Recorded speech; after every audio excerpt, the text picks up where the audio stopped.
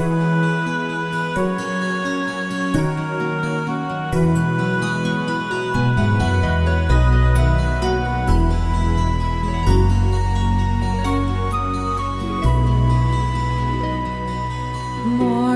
has broken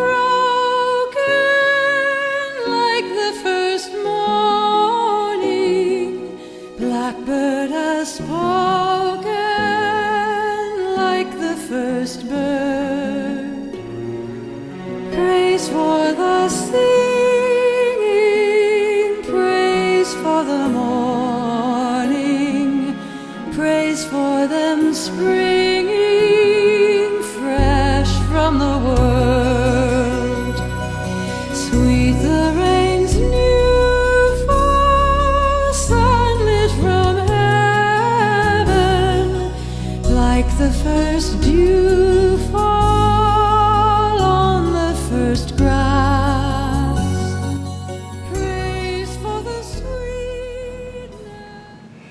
The first Sunday of Advent, a reading from the Holy Gospel according to Mark. Jesus said to his disciples, "Be watchful, be alert. You do not know when the time will come. It is like a man traveling abroad. He leaves home and places his servants in charge, each with his own work, and orders the gatekeepers to be on the watch. Watch, therefore. You do not know when the Lord of the house is coming, whether in the evening or at midnight or at cockcrow or in the morning. May he not come suddenly and find you sleeping. What I say to you, I say to all, watch." The Gospel of the Lord.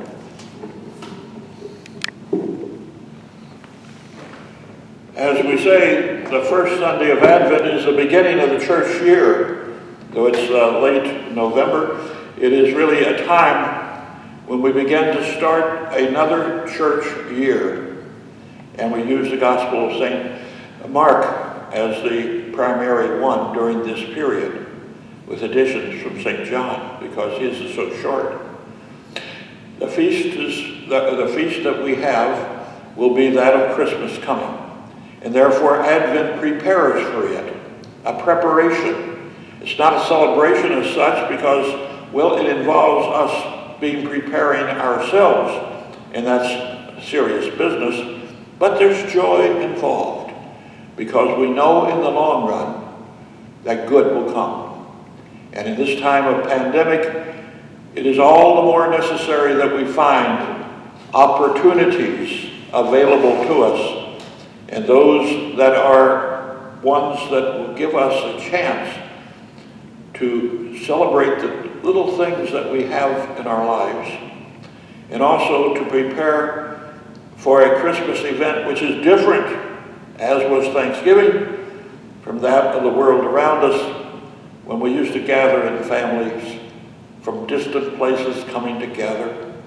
We can't do that this year, but we can prepare ourselves for what will come after a vaccine occurs, and we will all be more protected, and we will have the return to some degree of a normal life. And we hope that that will be in a year or so. But we're saying right now is be prepared, be ready. Vigils are things that Christian people have been doing for centuries. At the beginning, they thought that Christ was going to come quickly, and so therefore they were awake. They were ready. And they stayed awake during the night because they thought he was coming.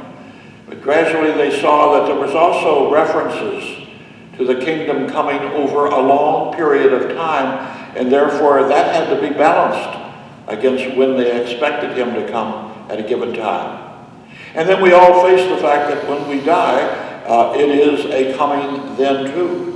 A transformation in our own life, a move, a change, and these are sudden events. And therefore, but they are events. And therefore, what we say here is being watchful as a community, as the body of Christ, ready for the coming of the Lord, his second coming. But we also say, in a very special way, our transfer, our going forth, our passing to the Lord. And we have to be watchful for that too. So in both instances, both as individuals and as a community, we await something. And we await, our wakefulness that we have does have perils in both places. And we see that very often in our lives. That really, we're preparing ourselves for our moving out from the present world. And so watchfulness is something that is part of our daily life, in a sense. And those who understand that they are going to die, and some people don't believe that, but those who do see that that will happen as part of the natural course of events, they will be more watchful than others. And we need to be that way. But then that asks us to talk about degrees of alertness. We have to be alert in our own lives, and we know that. We take a shower, we have to be alert that we don't step out and slip and fall. And therefore, alertness in our individual lives is extremely important for us to get along and not have those falls that can really hurt us, if not kill us. But we also look out for our neighbor. And so that, in a sense, is really a concern that we have, neighborly concern. And this time of pandemic, that is very important because they need help at times. They need encouragement. And therefore, we look out to our neighbor's needs as much as our own. And that's a form of alertness. So the forms of alertness really change then. And we also do not try to do reckless things, drive too fast, for instance, or do something that would be very risky in our own lives or that of others. So alertness takes on a lot of different characters. But also there is a certain prudence, and that's what we're talking about, and that's part of one of the major virtues and one that we see all the time. And that we also have to talk about a certain balance in our lives and that of the world around us. And we know that that balance is an important aspect too. That we need to be alert about what is changing in the world around us. We are Christian people, and we know that ultimately good will come. And we know that the work that we do today, when it's good work, will lead to what will need to come, and we will hasten that day. That's part of who we are. Those who are not Christian or who do not have a belief in the future of any sort are in despair at this time because they don't know what's going to come tomorrow. Nor do we, for that matter, but we know that ultimately good will come.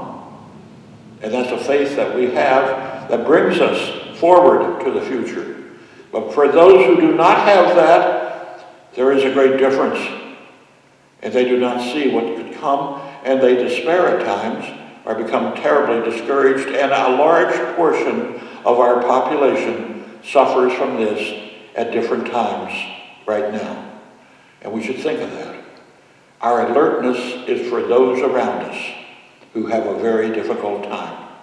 Finding them, encouraging them, give them the faith that you have, at least that you can present in the deeds in which you do. And therefore it helps them and gives them comfort at this time. That's a form of alertness. We also have to be alert about our own legislatures and executive branches of government who we elected and we voted for. They need monitoring. They need words saying when they do not do the right thing. And they suffer in much the same way as the individuals we were just talking about. They need encouragement to do the right things at the right time. And we need this desperately at this time. That's alertness too. So alertness takes a lot of different forms, but alertness can also be an opportunity. We don't think of that now because there's so much critical things happening all around us. But these are also opportunities to do good things, to change the world, to make it a better place. We have the time right now to think about what we have done wrong, where we are at this moment, and where we could be in the future. That's the alertness of Christ coming to us, whether it's night or day, morning or evening. Christ coming to us in the daily lives that we live to help us do the right thing. And therefore it's important for us to see that justice has to be done in the world in which we live. And it's an alertness that we need to have at this time. This is a precious moment, and that's why it's an opportunity for us to do like you do in a retreat or reflection. When you go back to somewhere, you have to stay indoors. You can't communicate as much as we want with people around us. And this is an opportunity for us as a country and as a world to prepare for the renewal that needs to come very soon. And alertness is called for more than at any other time probably in human history. And that's why we beg God to help us have the courage to be alert and to communicate this alertness to others. This is that opportunity, the first Sunday of Advent, the coming of the Lord. That's what it's about. Let the Lord come, both in the future, but also now, because we need Christ at our side. Think about that. Advent is with us today.